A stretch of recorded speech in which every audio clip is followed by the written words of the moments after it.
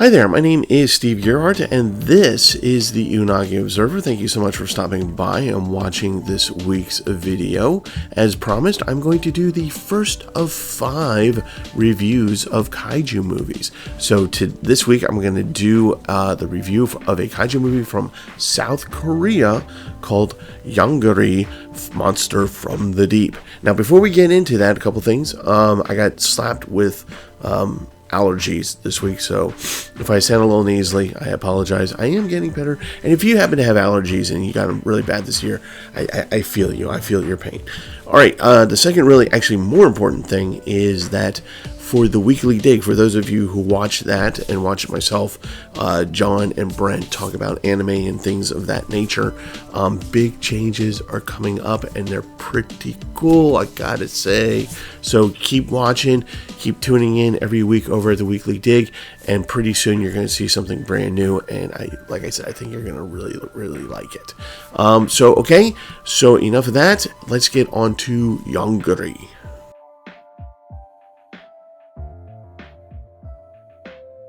Yongary Monster from the Deep. Okay, so it's a South Korean kaiju movie. Yes, they do make kaiju movies outside of Japan. South Korea is one of many nations that make kaiju movies. Believe it or not, you can actually watch a kaiju movie from Denmark. It was based in Copenhagen, called Reptilicus. Actually, you can watch it on Riff Tracks. It's really quite funny. Anyway, Yongary is a South Korean kaiju movie, just to illustrate that, yeah, it's not just Japan, it's everybody who likes big monsters walking around destroying towns. So, it's an industry, it's a worldwide thing. But before I do my critique of Yongary, one thing that I wanted to point out in these critiques is that, these vintage kaiju movies, we're not going to make fun of the technology that they had at the time to do the set pieces that they had at the time, right? We know those kaiju movies are supposed to be campy. They may not have been intended to be campy at the time, but that's how we view them as. So I'm not going to get down on them for being campy or for having the sets that they have at that time. So it's not going to be me making fun of the movie in that way. I'm going to try and give you an actual review. So anyway, moving right along, Yongary was filmed and released in 1967. Toei was involved, mostly in distribution, but they did help with some of the special effects that appear in Yongary. It was distributed in America shortly after 1967. Actually, I think it was 1969. The movie is only about 88 minutes long. It's not that long. The Korean production company is Kookdong, so I don't know if you're familiar with them, but they do these kinds of movies. Anyway, so those are kind of the nuts and bolts information there that I have for you. So let's get into the plot of the story. Okay, so I'm just going to do the spoiler alert thing because I feel like I should. I mean, when it comes to kaiju movies, unless it's like Godzilla, Gamera, or King Kong, or one of those really popular ones, we kind of all know how it ends for most kaiju, right? But anyway, spoiler alert, you've been told, so if you keep watching, it's on you. Okay, to the plot. So, it starts actually with a wedding. Actually, it's the after the wedding. And the bride and groom is going to drive off into the sunset to go on their honeymoon. And this is where you meet the main characters. You meet the hero protagonist, who is a kind of wimpy nerd scientist dude, and who can't get away quickly enough to go back to his research, right? He's very dedicated. His girlfriend, who is not very likable, is there. So there's that. His friend, who is getting married, is a actual South Korean rocket man. That's right. He's an astronaut, and he has just gotten married to the daughter of the.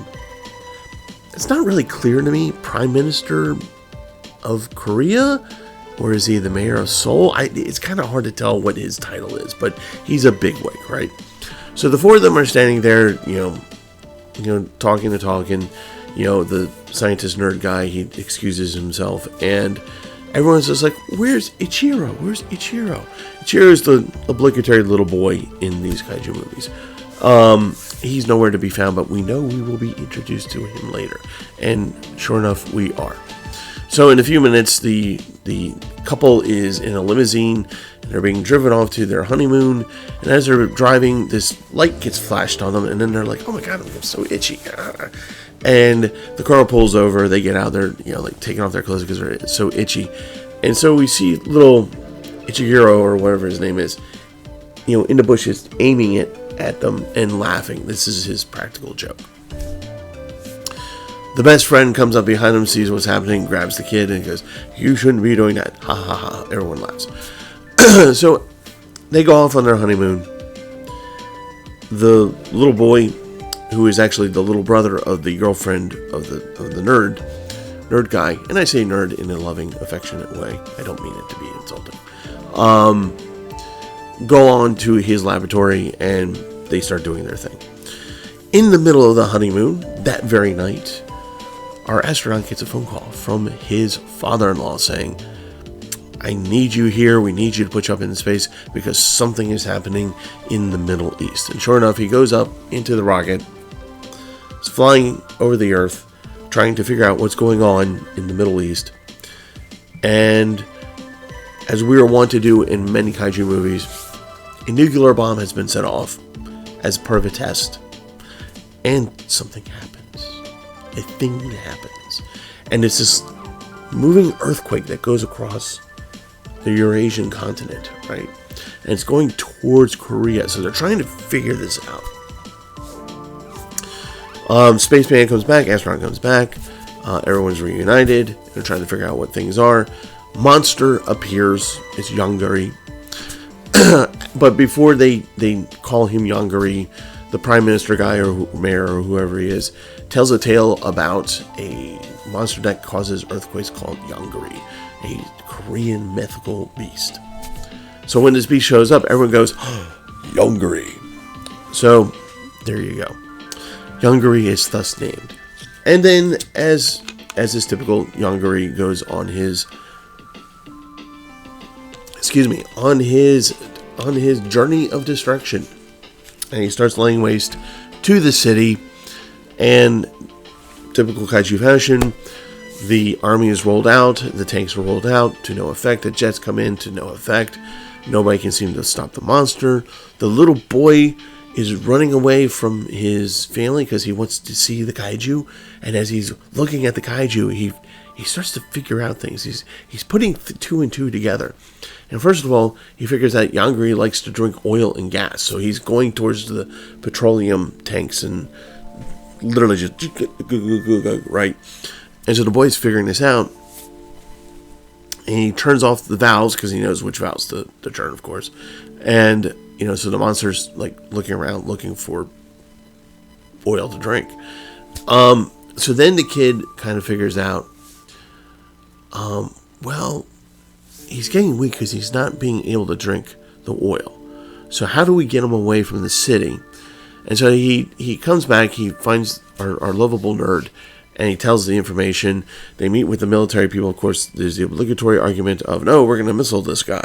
And the scientist is like, no, it will be to no effect.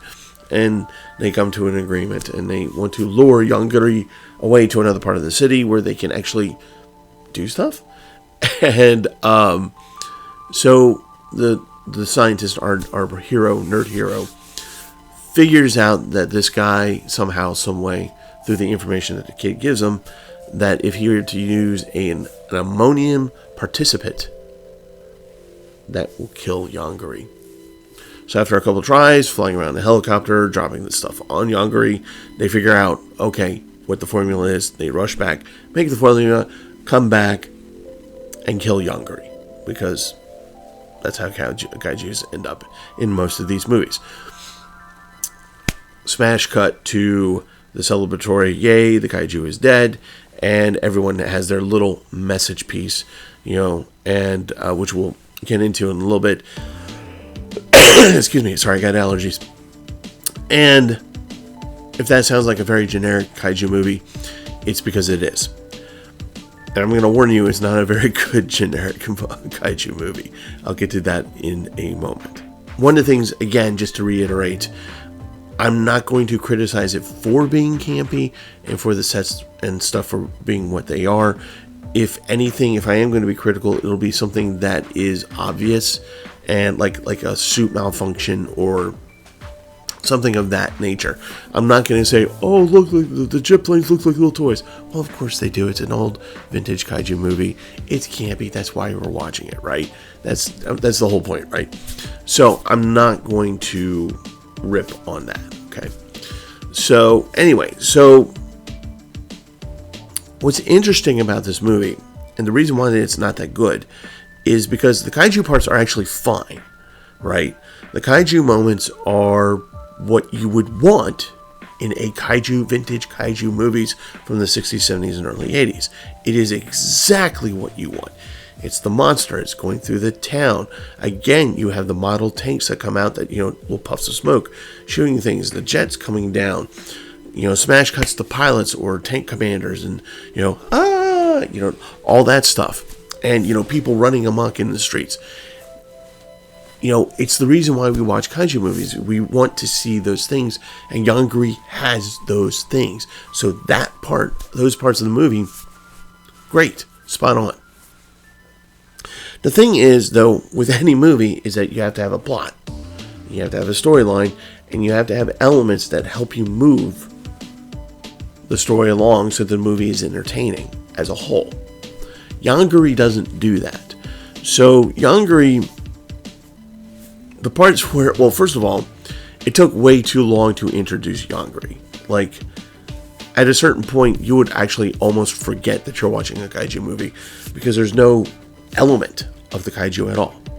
An earthquake's coming, somehow moving across the continent, and nobody knows why. We all know it's the kaiju. But, the dialogue there is just like, well, we don't know what this is. And so they tried to pad time with sending the guy's friend into space to try and figure out what's going on and try to generate excitement by doing that. It doesn't. And again, the dialogue is very stilted. There's a lot of where the dialogue happens, a resolution of, okay, we're going to do X to affect Y. And then suddenly there's like 5 seconds where everyone's just like literally just standing there, either looking at each other, slowly looking down because they don't know what else to do, or it's shots of guys looking at a fretboard, smoking cigarettes, like there's no time left in the world, and they're just, puffing away. And that's a lot of the non-kaiju moments. You have a lot of that going on. The characters in kaiju movies generally speaking, don't have a lot of development because they're not supposed to, because we're supposed to get to the kaiju as quickly as possible and get to the action. So usually in kaiju movies, when the human characters are brought up, the exposition is pretty swift. Here's his motivation, why he's doing the thing, and blah, blah. Okay, good, established. Let's move on. Use that to move the story. So again, you have your protagonist, Kun, right? You have the best friend. You have the love interest of protagonist Kun. And you have the little kid that usually screws things up, yet saves the day at the same time. I mean, it's kind of weird how that works.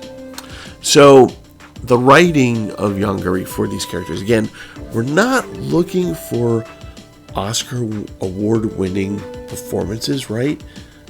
But we are expecting a performance, and we don't really get that, and the writing doesn't help either. So they make the girlfriend of our hero unlikable. They make the kid basically a little turd. So it's kind of hard to get invested. Just like, do we really want to save the city? Do we really want the girlfriend and the little brat to live? Are we okay with that? Because I don't like them very much. So that's very problematic. And again, they have problems moving the story along. So there's a lot of, in between the kaiju moments that we get, which are good, we get a lot of boredom, which is bad. And kaiju movies, generally speaking, try to be shonen, right, actiony, and just, like, oh yeah, we'll do a little bit of exposition just so you get a feel for the character, but beyond that, we were going to go action, action, action, action. You don't get that with Yongary. Pardon me again, I have allergies, so my throat dries out a little bit more quickly. So that's a big problem with Yongary. You're bored. You get bored while watching this movie. And then when the kaiju shows up, you're like, yay! And then the human beings show up, and you're like, no, I want the kaiju. I don't care about these people. And you should be caring about these people, but you don't. Anyway, so that's a really big problem. And that detracts actually from the kaiju moments. The kaiju itself, the Yongary Monster suit itself, the guy inside the suit, generally speaking, you're going to look at it and go, okay, Godzilla, right? Okay. Yeah, it kind of happens a little bit. Some of the more technical aspects that are interesting, it has a horn that glows. Although in the movie they said, oh, it's glowing red, but it's just glowing. The eyes are very bright. Like there's light behind the eyes, so it's just like you're supposed to see the eyes. The menace, right? And they actually have a point in the movie where they show the monster's eyes closed. So they show the eyelid coming down, which is kind of neat. You don't see that a whole lot. It has a breath weapon. It clearly has a tube in the throat that shoots out flame, which I guess is kind of dangerous for the guy in the suit to have this like flame thing right above his head. I can't imagine he was very comfortable in that suit. But anyway, but it does the effects that it's supposed to do, and they're entertaining, which is just what it's supposed to be. The other part of this movie is, unfortunately, the death scene. Again, spoiler alert, kaiju dies. I don't know how else to explain it, but just to say it. Bloody anal leakage. His ass was bleeding. He was bleeding out of his butt. Sorry.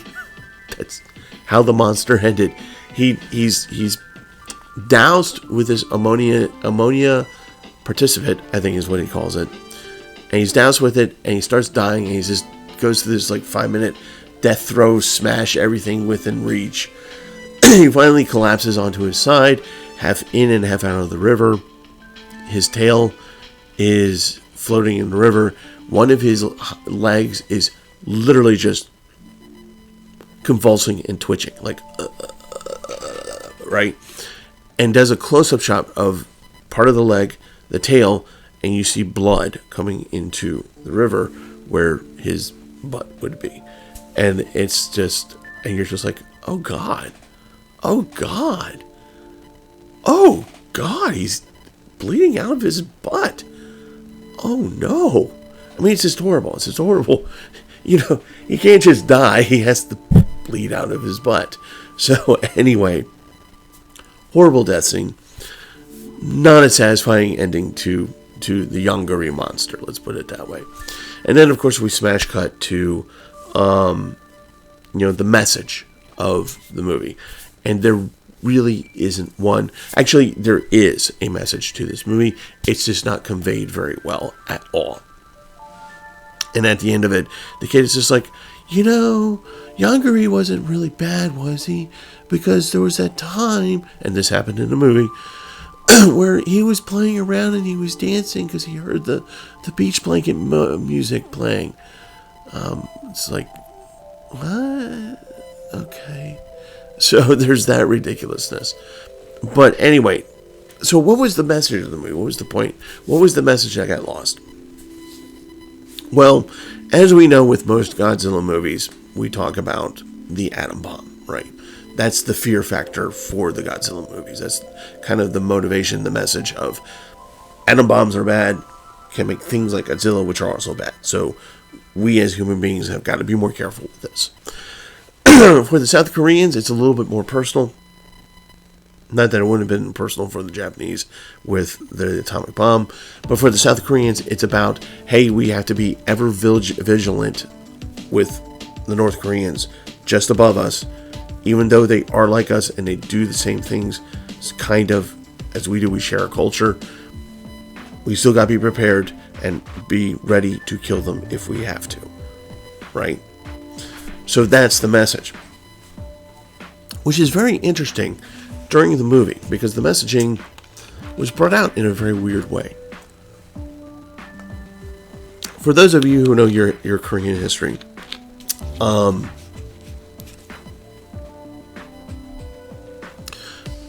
obviously North Korea, South Korean conflict, even in 1967 when this movie came out, they're still technically at war.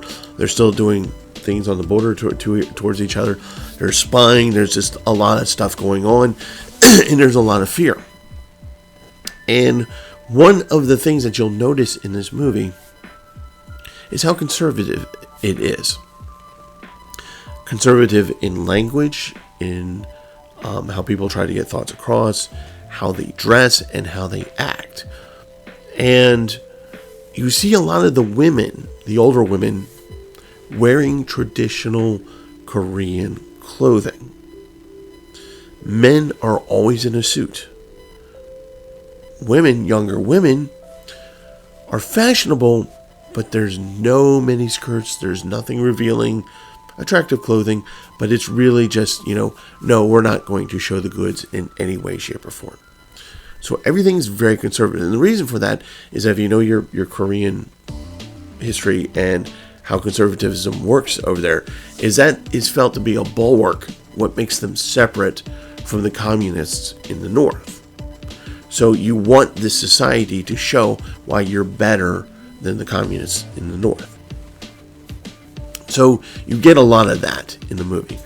And there's this really interesting point that a writer made about the scenes where the people are running away from Yongary. Usually when we see a kaiju movie and we see people running away, we see people running amok. Like, they holding the kid, grabbing, screaming, yelling, crisscrossing in the street, just no orderly fashion to it whatsoever. A lot of, this, right? And someone gets eaten, whatever, or, thrown over to the next town, impacting badly. So that's what we normally see. Well, in this movie, what you see is a martial law in effect, and you see people stop what they're doing, listen to the radio, go, and they do the thing. They go to where they're supposed to go, or they, largely speaking, don the uniform, so to speak, and do the thing that they're supposed to be doing. The people who are actually evacuating, instead of running everywhere screaming, or all that stuff, what you see are people running with belongings on their back, or they're pulling a cart, or they're pushing a cart, or they're in a van. This is not something you normally see in a kaiju movie. And again, this reinforces the fact of the message of the movie, which is we got to be careful of our neighbors to the north. Because during the war, when the North Koreans would come into a village, that's how refugees would evacuate a village. You grab what you can, and that's how you leave, and you leave in an I'm putting in quotations, orderly fashion to the next village. And that's what you see here. So it's very interesting to show, hey, even when things go bad, we all know what we're supposed to do. It's countered with an interesting montage of people who are doing the things that you're not supposed to do. So the montage starts with this guy dressed in black hat, and he's got a cross in one hand. And it's like this huge 3-foot cross thing. He's waving it around. And repent your sins. That the end times are nigh. We are all doomed. Repent your sins. Meanwhile, people are just like going, yeah, whatever, buddy. And they just keep on going. So clearly, that's not a thing you're supposed to do. Cuts to another scene where you see this group of men in a restaurant gorging themselves. And I mean gorging. I mean, we're not talking just like, we're talking like cucumber, a full cucumber in a fist. Drinking a beer. Oh, what's a sandwich? You know, how much food can you fit in your hand? How much can you cram it into your mouth at one time? They're literally doing this. And the waiter kid comes out and goes, guys, you got to get going. You know, the monster's going to come. And leave all this food here. You go on. You get out of here if you're not going to serve us. So there's, you know, just with the religious guy, they're saying, okay, let's not do that. Let's not panic like that. And then they're looking at this and they're going, okay, these guys are corrupt, right? Corruption and greed. These are things that are not good for our culture. So we shouldn't be doing these things. And then the last thing is, youth of today. And showing South Korean youth in a bar with 60s music playing, you're right, and they're all dancing and taking drugs and pouring beer over each other and just partying it up and not with any care in the world. So again, you're kind of showing, you know, we South Koreans don't panic. We're not greedy or corrupt to the point that we're oblivious of the doom that's about to hit us. And we have to control our wayward youth. They have to be more like our hero and the astronaut and the romantic interests and the matronly woman who's a mother, and you know, the kid who's he's scrappy and he kind of does things, and but you know, darn it, we're not mad at him because he's a good kid. So it's very interesting how you get that played into in a movie that doesn't convey it very well. You actually have to stop and think about it for a moment. Like, why am I seeing this? So anyway, that's the message of the movie. So, should you watch Yongary Monster from the Deep? Probably not. I mean, if you're a kaiju fan and you want to see a solid kaiju performance, so to speak, watch it and be amazed that the guy who's wearing the kaiju suit had gotten paid only $400 to do what he did. $400 US. $1967, I should say. Would you do it? Would you do that for $400? Just curious. Put the answer down below. All right. So that's Yongary.